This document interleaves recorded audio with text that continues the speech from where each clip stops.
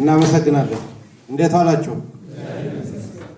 የተከበራችሁ የሃይማኖት አባቶች፣ የተከበራችሁ የድርጅታችን ከፍተኛ አመራሮች፣ የተከበራችሁ የጠቅላይ ግዛት ከፍተኛ አመራሮች፣ የአሳምነው ዕዝ ከፍተኛ አመራሮች፣ የየክፍለ ጦርና የኮር በየደረጃው ያላችሁ አመራሮች ለዚህ ለተቀደሰች ቀን ስላደረሰን በጣም ደስ ብሎናል። እንኳን ደስ ያላችሁ።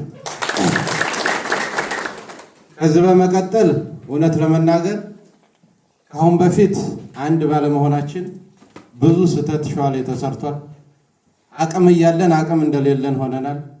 ህዝባችንንም ሰራዊታችንንም ደጋፊዎቻችንንም አሳዝነናል። የኛ አንድነት አለመኖሩ ማለት ነው።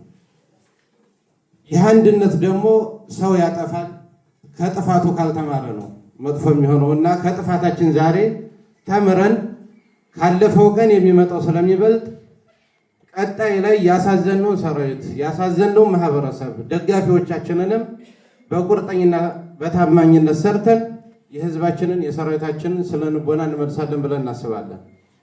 ስለዚህ ሁላችንም ላለፈው ይቅር ተባብለን የቀጣውን ግን በደንብ አድርገን እውነት ለመናገር ሸዋ የአማራ ብቻ ሳይሆን እንደ ሀገር እንደ ኢትዮጵያ መሰረት ነው፣ እምብርት ነው። ቤተ መንግስት ያለው ሸዋ ላይ ነው።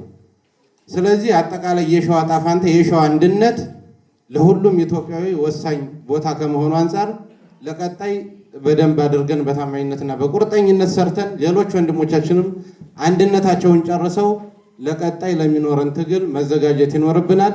አሁንም በድጋሜ እንኳን ደስ ያላችሁ። እናመሰግናለን።